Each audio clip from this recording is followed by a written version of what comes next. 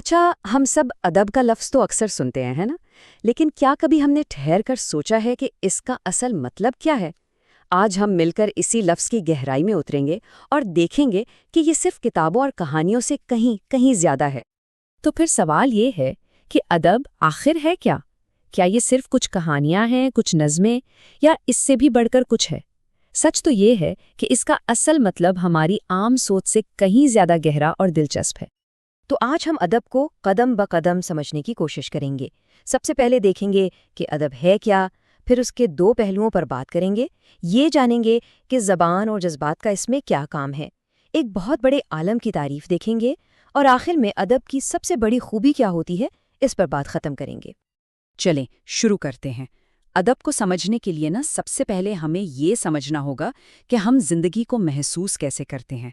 اصل میں ادب ہماری زندگی کی دو الگ الگ دنیاؤں کو جوڑنے والے ایک پل کی طرح ہے۔ کبھی اس بات پر غور کیا ہے کہ ہم سب ایک ہی وقت میں دو سطحوں پر زندگی گزار رہے ہوتے ہیں؟ ایک تو ہماری یہ باہر کی دنیا ہے جسے ہم دیکھ سکتے ہیں، چھو سکتے ہیں، اور دوسری ہماری اندر کی دنیا ہے جو ہمارے خیالات، ہمارے احساسات سے بنی ہے۔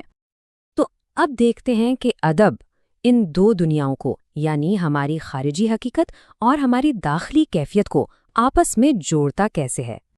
تو دیکھیں، ایک طرف ہے خارجی حقیقت، یعنی وہ سب کچھ جو ہمارے ارد گرد ہو رہا ہے، جسے ہم اپنی آنکھوں سے دیکھتے ہیں، اور دوسری طرف ہے ہماری داخلی کیفیت، یعنی ہمارے اندر کے جذبات اور خیالات کی دنیا، جسے صرف ہم خود محسوس کر سکتے ہیں۔ ادب ہے، ادب وہ فن ہے جو ان دونوں کو ایک دوسرے سے ملا دیتا ہے۔ اچھا، تو ادب اپنی یہ جادوگری کرتا کیسے ہے؟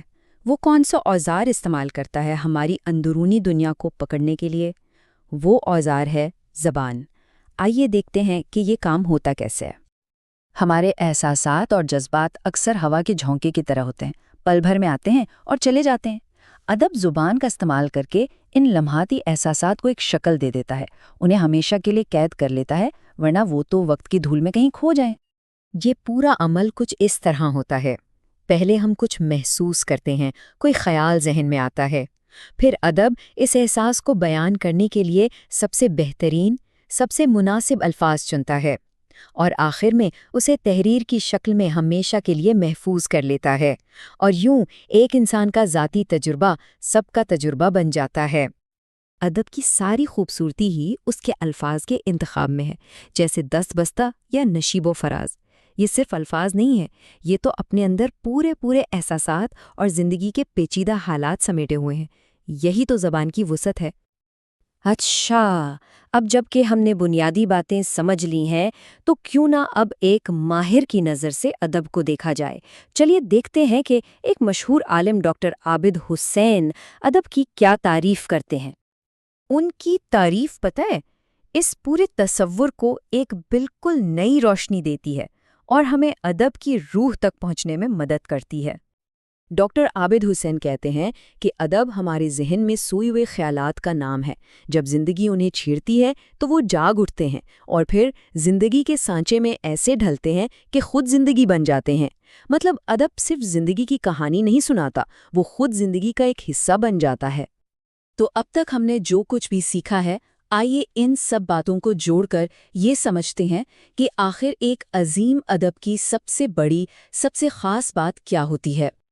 تو خلاصہ یہ ہے کہ ایک عظیم ادب ہمارے اندر کی دنیا کو باہر کی دنیا سے جوڑتا ہے، وہ بہترین الفاظ کو بہترین ترتیب میں استعمال کرتا ہے، ہمارے تجربات کو لازوال بنا دیتا ہے، اپنے دور کی سچائیوں کی عکاسی کرتا ہے، اور آخر میں زندگی کا ایک آئینہ بن جاتا ہے۔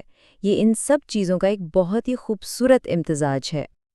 اور آخر میں ایک سوال جو ہمیں سوچنے پر مجبور کرتا ہے، اگر ادب زندگی کے تجربات کو محفوظ کرنے کا ہی نام ہے، تو پھر ہر انسان کی اپنی زندگی کی کہانی، اس کے تجربات، اس کے احساسات، اس کا ادب کیا ہو سکتا ہے؟